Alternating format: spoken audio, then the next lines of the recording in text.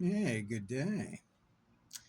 Well, I just did a short where I talked about getting this copy of the Bible translated um, from another language to give you a deeper understanding of the Bible.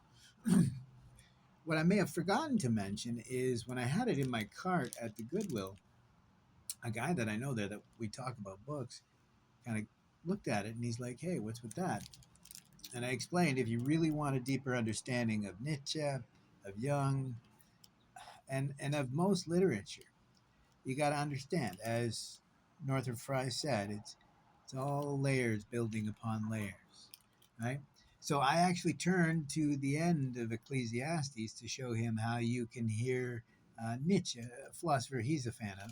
You can hear Nietzsche's philosophy in even Ecclesiastes, right? And the end is, for the Lord shall bring every work into judgment concerning everything which is hidden and known, whether it be good or whether it be evil. Right? You don't know. But what I found really interesting is I've talked about this idea of some of the earliest prayer in Christian. Um, I hesitate, like going back to the early Christian desert fathers. The early prayer was something called Orisun, something that Jung talked about. And he mentioned this one lady, don't quote me, but a nun. And I did look her up, but there's not a lot about this Orisun now with an S-U-N or an S-O-N. Much more commonly Orisun. And I really got this, idea that the Orisun really relates to what Yun talked about. This African tribe had a tradition of getting up in the morning and coming out of their tents and spitting in their hands and holding them up to the sun, right? Orienting towards the sun. And what I love is, I explained quickly as I could, why I think understanding, language in the Bible is important. But different translations, it seems weird, but this is what I've run across right here. So I just opened it up again to a chapter that I'm familiar with, Ecclesiastes. I turned it to it again. And so I was just looking at a note on the final page of Ecclesiastes. The note is for chapter 11, verse 7. And what I found interesting, because the verse says, "Truly, light is sweet, and it is a pleasant thing for the eyes, but much more to those who see the sun." And what's interesting is here's the note: sun is often symbolically used symbolically meaning the truth. Light is symbolic of, or symbolical of enlightenment and understanding. God is often spoken of as sun, S-U-N. So I find that very interesting because you get this, well, there's this harkening back to maybe why Nietzsche used Zarathustra, right? Because Ahura Mazda, and their symbol, wasn't there a sun involved there in some way? So I find it really interesting, but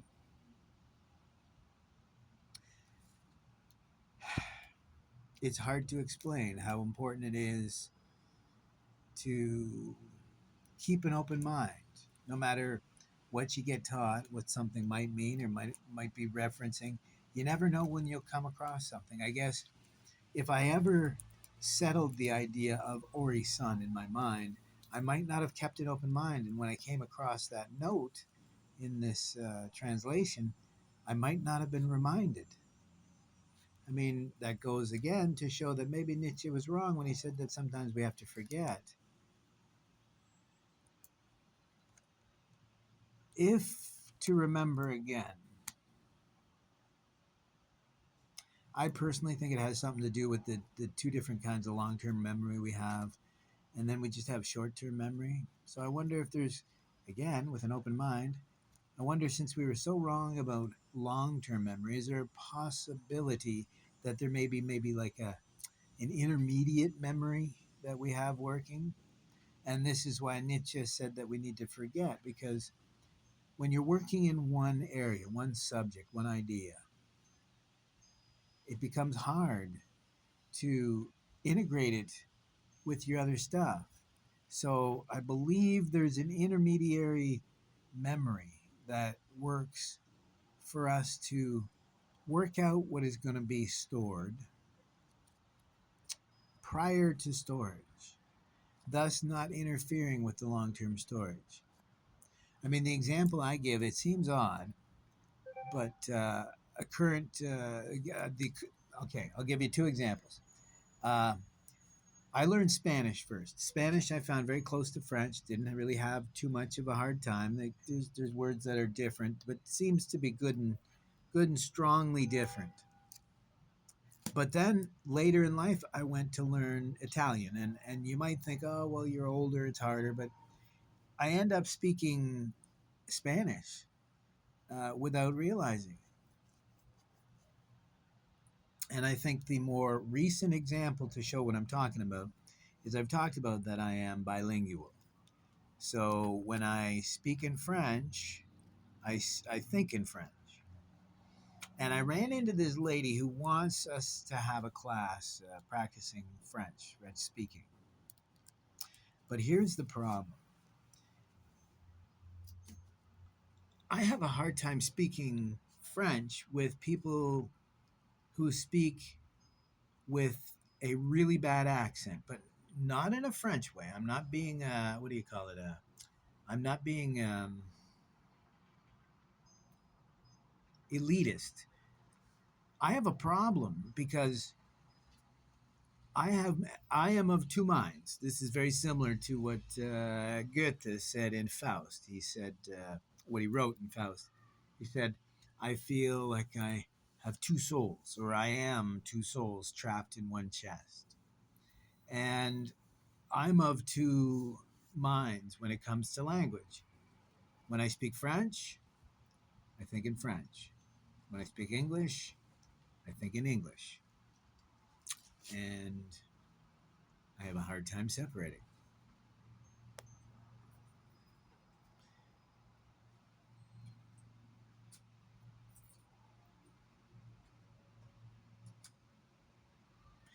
And so I ran into this little problem I have with people who speak French with an English accent. Now, I've heard lots of people say French words with an English accent, but I've never, I guess, never communicated with someone who speaks French with an English pronunciation, with an English accent. And so I have a terrible time understanding what they're saying. That's just being honest. And I've come to realize, because I ran into this lady who's a French teacher, but everything she says in French sounds like, an English person pronouncing it from a book. Right? She knows French, she knows the words, but she pronounces it with such an English accent that it it it keeps me in English, or it doesn't allow me to stay in my French. It's weird. I can't speak to this lady in French. It's funny, but how does that relate? Well, it's the two minds. That's what I meant.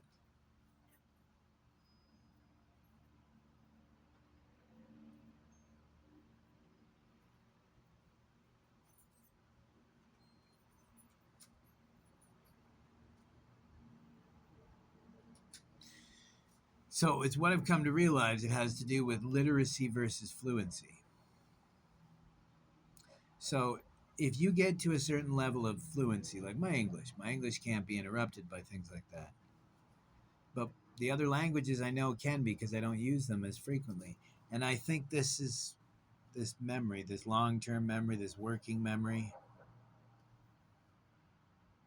I wonder if we formulate our base translation with our natal tongue. I wonder. And that's why I'm able to switch still, is because when I was young, it was both. I grew up in a French community with English parents. So it was a weird, but maybe that's what happened here. You form the language that you're going to translate your visual thinking into words. But see, I'm at a disadvantage here because I realize now that a lot of people may think in words. I wonder if they're maybe just having a hard time explaining what they mean. And, because visual is definitely, I would think, that was my guess, that the vast majority of people think visually. And we translate this into words. But I wonder, because I've been told that I'm wrong, that there is a number of people that think in words. And I wonder how that works. And I realize that the same will be true because how can I explain to them thinking visually, especially about a really complicated idea? And it relates to that doctor. Oh boy, see, even I fail sometimes. This not qualified in any way, didn't have any qualifications. This guy who was writing books about treating dyslexia for children.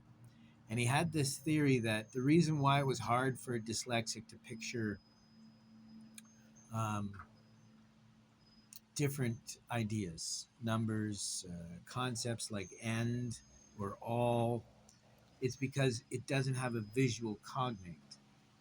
And I wonder because I think it's just we needed to build on our imagination. Because when we talk about, say, and, I joke with the idea of imagining a carnival barker, right? Standing there presenting an act. But what seems weird to me is there's this argument about whether people have an inner voice or whether they don't. But then there's actual scientists who admit they don't have an inner voice, which makes me realize there's a bunch of scientists who aren't thinking about this stuff. Because when it comes to the concept of end, we don't think visually in the sense of a television program or a movie. We think visually in a way that is beyond words. It's beyond ideas that we see as concepts. I know that sounds silly, but it's not what I mean. It's when you think of the word end or all or them, we don't have an embodied visually translatable thought. Wait, when you think of them, you don't think of, say, three people standing there, waving hi, and you're saying that's them. It's just a simple concept. But I guess that's where people get this misunderstanding because for you to explain that you just have this concept in your mind that them means more than one person, them more than one thing, a group of things, and you have all these different concepts that can translate into this idea of what is all, what is end. But the only way for you to explain what the concept of the word is by using words. And so I wonder if there's the disconnect. We may not understand. So here's the crazy idea of language. Who was it that said that most recently? But this idea that language is limiting, but they never get to the reason why, truly why language is limited and limiting. So they get to the idea that language is limiting and limited because it's contextual, right? So it depends on what you mean, and you know. But never do they get at the idea that language is limiting and limited because we're, as Schopenhauer said, we learn another language to separate words from the ideas. But here's where the problem comes in. If we don't learn enough languages, I guess, or learn them fluently enough, the only way we have to translate these ideas is with these words. It's this simple toolbox that we have. And this is the argument that other people will translate emotion through music or dance or art. And I wonder if there's where the mistake lies. Are we not realizing that we just need to nurture that potential in all of us? No, I guess I'll leave it at that. Right? It's what I talked about, the myth of genius from Gabor Mate, or the 100 geniuses of Harold Bloom. That I think what's holding us back is not that we need more geniuses. What we need is more intermediate people, people who can translate the work of these brilliant minds like Nietzsche. I've said this before, and Jung even, but I won't go there because we'll get in trouble. But for Nietzsche, you can pretty easily see that half the people that claim to be scholars don't understand the material, or they have an agenda like so many people have with this gentleman because he's been a punching bag since Lord knows when. I guess since Salome offered to shack up together with his buddy. Maybe even before then.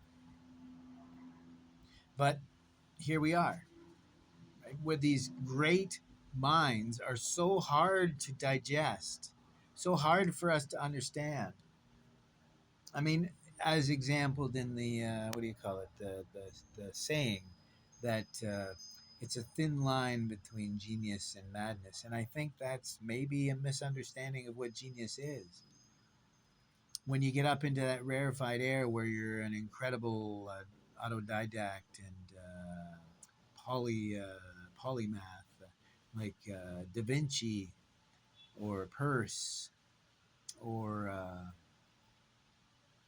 I mean, even in one area, I mean, there's some great minds that just being around make you feel the potential of humanity. They don't have something special from us. They have the same constituent parts. Think of that.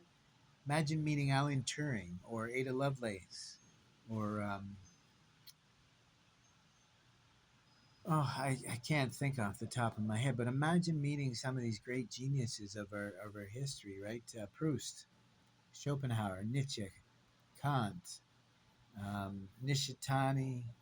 I mean, even imagine meeting some of these great minds like Patanjali or Vasubandhu or the Buddha.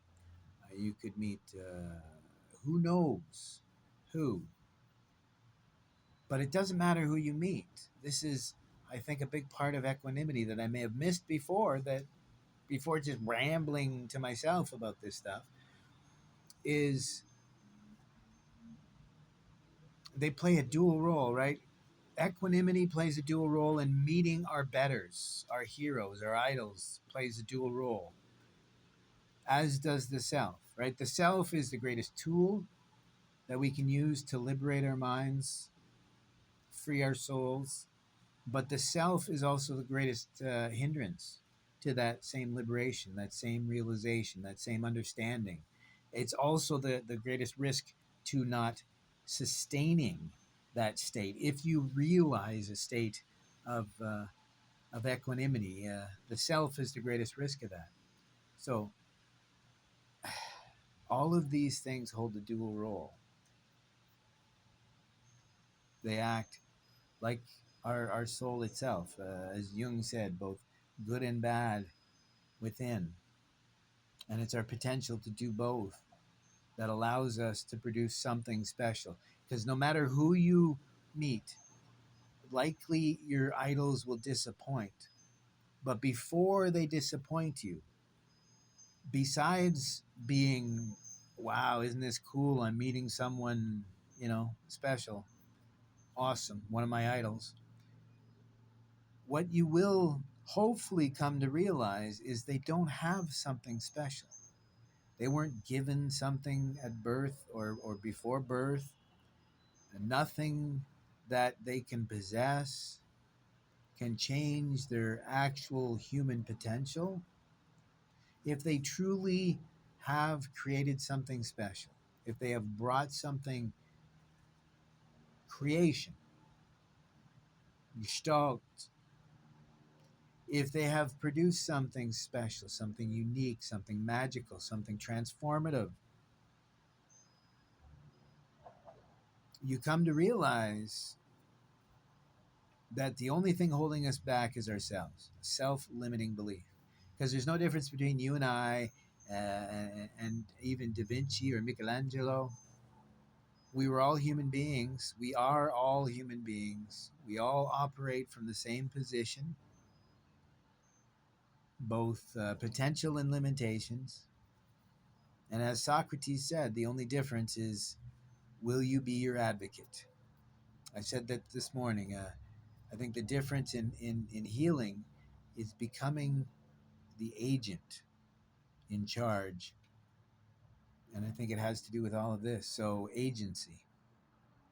But arguably, that's the most dangerous thing. A lot of people will use agency to decide that, I'm just going to go against everything. Or you could use agency to realize that a lot of the narratives you've been told are not true. And what you need to do is carve for yourself your mythos, your stories that you will follow. You got to use the ego, you got to use the soul, whatever it may be. I think I've said this morning. I said far too many people will sit still long enough to to to explore their inner world, let alone come to know their true self. And I guess that's the greatest tragedy, right? Because none of the other arguments about God, about spirituality, and none of that stuff matters. Because truly, you could follow almost, as I said, I think one of my professors said this, none of these religions, well, Vivekananda said it especially, none of these actual religions, these paths that teach the nature of self and self overcoming, none of these paths are wrong if they're followed with devotion and commitment. And that's the only thing that's failing. If you look at many of these traditions, they all have what is needed. I mean, same as us. We have been imbued, one of my favorite words, imbued with the discernment between good and evil. So we have everything we need to create a better world, a best of all worlds. But the only thing holding us back is that we don't believe that good always triumphs over evil, that true love lasts forever, that we are the arbiters of meaning and value. But it's not nihilistic. It's not absurd in the sense of ridiculous. It's absurd in the sense that you define.